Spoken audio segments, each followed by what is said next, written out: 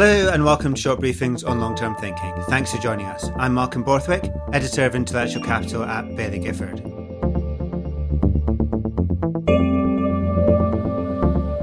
The Industrial Age brought with it hierarchical or command and control institutions, which have dominated organisational structures for more than 200 years.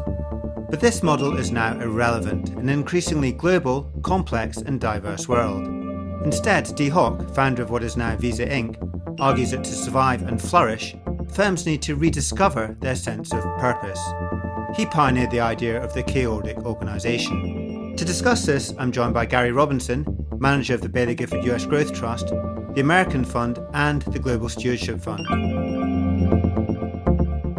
Before we start our conversation, some important information. Please remember that as with all investments, your capital is at risk and your income is not guaranteed. And this podcast has been recorded during COVID-19. So Gary and I are both at home as opposed to in the usual Edinburgh studio. Gary, welcome to Short Briefings on Long-Term Thinking. Thanks for having me on, Malcolm. I'm going to start by asking you what a chaordic organisation is and how it works. Sure, yes. So chaordic organisations are firms which self-organise and which blend characteristics of chaos and order together. So Dee Hock created the word chaordic because he was a bit tired of the phrases that were being used in the field of complexity science at the time to describe this phenomenon. Phrases like non-linear, self-organising, complex or adaptive systems. He was looking for something which he felt better explained the phenomenon. The most popular organisational structure today is still the hierarchical command and control organisational structure. And in these sorts of organisations, people are treated like cogs in a machine. So decisions are taken at the top and they're pushed down through the organisation. And the best ideas rarely make it through the layers of bureaucracy. It's almost akin to central planning. And it's been really hard for the world to get away from this model because we've been steeped in this structure for so long through our institutions like schools and churches and universities and governments. But Hock thought this structure was suboptimal for a rapidly changing world and proposed the alternative, which he called the chaordic organisation.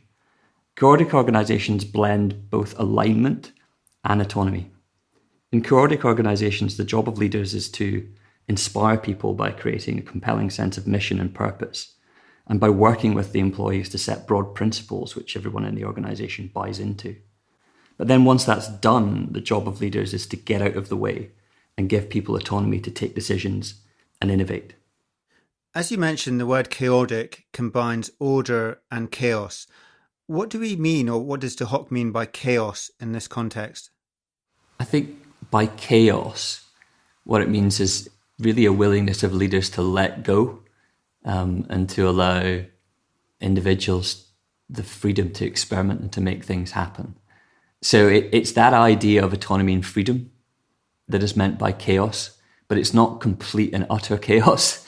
You know, Amazon talks about the difference between speed and velocity. You can have lots of speed, but it isn't productive because, you know, there's no direction to the speed. You know, whereas velocity is about both speed and the direction. And it's important within a chaotic organisation that people are pointing in the same direction. And so that comes through partly on the back of the shared vision, purpose, and in terms of the principles of the organisation. One of the things that Jeff Lawson talks about, the founder of Twilio talks about in his book, which is called Ask Your Developer, is the importance of guardrails. You know, so there is freedom, there is autonomy at Twilio, but there are guardrails there. And he said those are actually really important, not as a mechanism for control, but actually in the absence of any guardrails at all, it can be almost it can be difficult to move forward because, you know, the situation for individuals is far too open and you don't know what direction to move in. And so having sort of broad guardrails around this concept of autonomy and freedom is absolutely essential for an organisation to be productive and to have a high velocity rather than just having a high speed.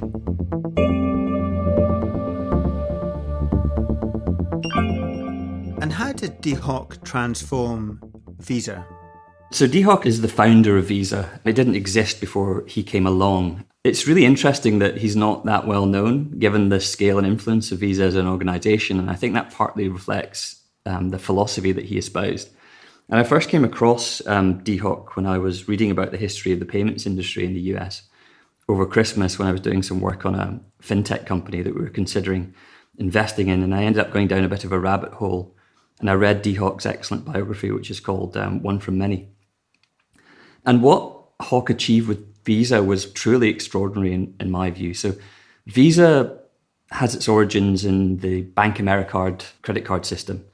So back in the 1960s, Bank of America decided that it wanted to expand its credit card network outside of its home market of California.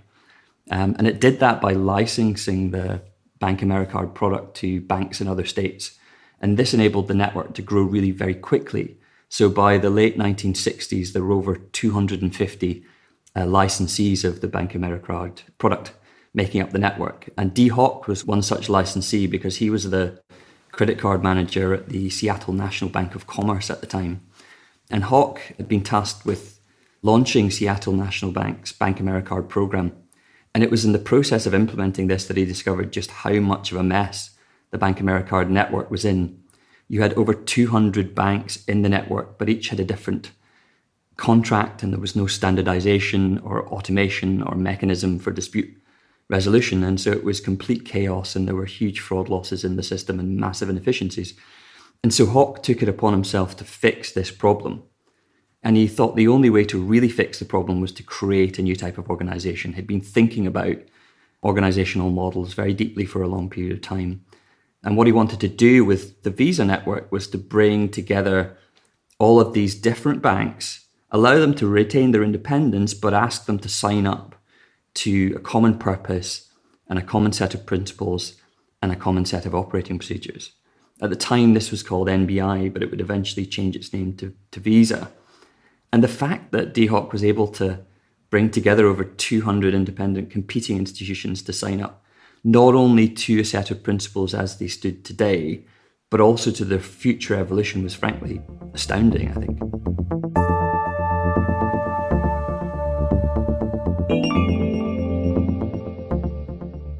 The chaordic model talks about purpose, principles, and people within organizations. Dee Hock talks a lot about communities. How hard is it for companies to get that sense of community, to get the buy-in of their employees? I think this is a really important point. So Hock's views on leadership and principles are absolutely fascinating. He makes the point in his writings that most of what we would describe as leadership is actually tyranny. He says that a true leader can't be bound to lead and a true follower cannot be bound to follow. So in other words, you're only going to get the best out of people if they're doing something because you motivated them to do so, not because you commanded them to do so. And so when you're creating a chaordic organization and when you're building a sense of purpose and when you're putting together principles, the really important point is that people really need to be bought into these principles and they really need to believe them. And Hock used a really interesting and not very often used word to describe this process. He called it educing. The word educe, to draw forth something which is already present in a latent or undeveloped form. And so principles which educe are principles which bring out the best in people. But most principles, I think, we have a tendency to default to principles which compel, or to principles which tell people what to do. Principles shouldn't tell people how things should be done. They should give people a broad sense of the direction of the company and where they want to go, but leave scope for individuals to find their own way. And give me an example of a modern day chaordic organization, a company that does this well. Sure. So I think one of the companies that perhaps best embodies these chaordic principles today is Amazon. So Amazon practices many of the aspects of the chaordic model that Hock has described. The company's got a very strong sense of purpose, which is to offer customers the lowest prices, the greatest selection, and the highest levels of convenience. And it's also held together by 4 core principles and a further 14 leadership principles. And these principles are really tightly integrated in everything that Amazon does, from hiring, its hiring processes, through to promotions, and through to strategic decision making. And that's the glue that holds Amazon together as an organization. However, Amazon's also highly decentralized. The company's always been really conscious of the tendency for coordination costs to increase and for productivity to decrease as organizations get bigger. And perhaps the most famous manifestation of this at Amazon is the two pizza team rule. Two pizza teams at Amazon are called that because there's a rule at Amazon which states that no team can be larger than the number of people who could be adequately fed by two large pizzas. And what this means in practice is that teams can be no bigger than 10. And so these teams are autonomous. The desire is for these teams to be small to reduce coordination costs. And they're also autonomous in the sense that they don't need to communicate with other teams in order to get their job done. To ensure these teams function well, there's still a clear sense of purpose and there are boundaries set for each of the teams which are clearly defined. But each of the small two pizza teams is led by a single threaded leader who has the authority to build product and to make changes without coordinating or without gaining approval from other teams. And this is a wonderful model because it enables Amazon's teams to move quickly, to deliver innovation rapidly and even at scale. As Amazon has grown, it's now got hundreds of these teams that are led by single-threaded leaders who focus solely on the objectives of those teams. And that's one of the things which has enabled Amazon to maintain pace of innovation and stay nimble even at the huge scale that it's at today. And how much do you look at organizational structure, Gary, as part of your investment process when you're deciding whether or not to invest in a company or to sell it for that matter? I think it's absolutely critical. We place a huge weight on culture when we assess companies. I personally think culture is one of the most important and simultaneously underappreciated drivers of long-term stock returns. And so when we're assessing companies, we're thinking about some of these questions about organizational structure, because the reality today is we exist in a world which is rapidly changing on the back of technological innovation. And for a company to thrive in this sort of environment, it needs to be resilient and adaptable and nimble. And the sort of top-down hierarchical command and control organizations of the past are simply not well suited to that sort of backdrop. And so when we look at companies, when we analyze culture, one of the things we are thinking about is, is the company structured in a way which is going to enable it to be nimble and adaptable in the face of these rapidly changing market situations. And I think the chaordic model is a very good model for enabling a company to cope with that rapid change, because you have people who are motivated through a broad sense of mission and purpose, who are held together by principles. But because you have this autonomous, decentralized structure, it leads to lots of experimentation, which means that these firms are in general much more adaptable because you have all of these experiments going on and you have the people who are closest to the front line making decisions within these organizations. That, those sorts of structures tend to be the strongest and most likely to lead to success over a 5 to 10 year plus time horizon.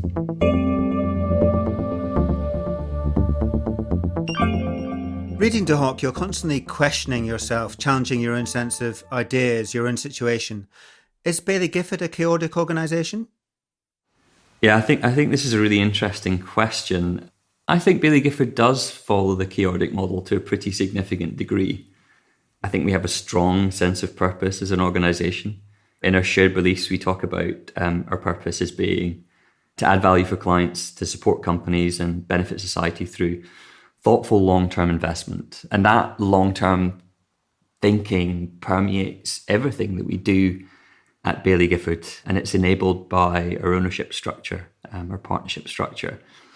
But we combine this sort of strong sense of purpose with a very decentralized model on our investment floor. So we haven't formalized a 2 pizza rule or a 12 donut rule at Baillie Gifford, but most of our investment teams have fewer than 10 people. And they operate independently from one another in terms of investment decision-making and in terms of process evolution. And this helps to keep people motivated, but it also keeps people motivated and accountable, but it also leads to a much greater degree of experimentation and faster evolution, in my view. So I think one of the strengths of Baillie Gifford is that when a team comes up with a great new idea, it's often sort of picked up by other teams around the investment floors and copied and percolates across the organization organically. But there's no one telling teams exactly how to go about investing beyond a purpose and shared beliefs. So the way that great ideas get adopted at Baillie Gifford is through this organic bottom-up process rather than through some sort of top-down command and control process. And so in that sense, I think we're very much a chaordic organisation. Thanks very much, Gary. I've really enjoyed learning more about Dee Hock and chatting to you about him. Thanks for having me on. And he's a fascinating individual. He's really, it's wonderful when you stumble across someone that's just, he seems to have had such a big impact on the world, but just is sort of below the radar screen, because I think a lot of the founders that have made an impact more recently in terms of the organizations that they run have almost been overanalyzed. It's sort of the Elon Musks of the world. How many books have been written about Steve Jobs? Whereas actually, if you think about the scale and scope of Visa as an organization, it's had as much impact as just about any other organization out there, and yet Dee Hock is relatively unknown. And so that's one of the things that drew me to him and to doing more digging on his work. That's a nice place to end it, Gary. Thanks very much for joining us on Short Briefings on Long-Term Thinking. Thanks, Malcolm. You can find our podcast Short Briefings on Long-Term Thinking at bailliegifford.com/podcasts, or subscribe at Apple Podcasts, Spotify or TuneIn. And there you can find previous conversations we've had on the podcast, such as how the messenger RNA vaccine is transforming biotech, why investing in some ESG funds could do more harm than good, and have you ever wondered why we are so pessimistic about progress? Well, you can find out by listening to our back catalogue. There are 21 episodes to choose from, so plenty of choice. And many thanks to Lord of the Isles for the music. The track we've used is called Horizon Effect, which is released on Permanent Vacation. And if you're listening at home, you're listening in the car, wherever you're listening, stay well, and we look forward to bringing you more insights in our next podcast.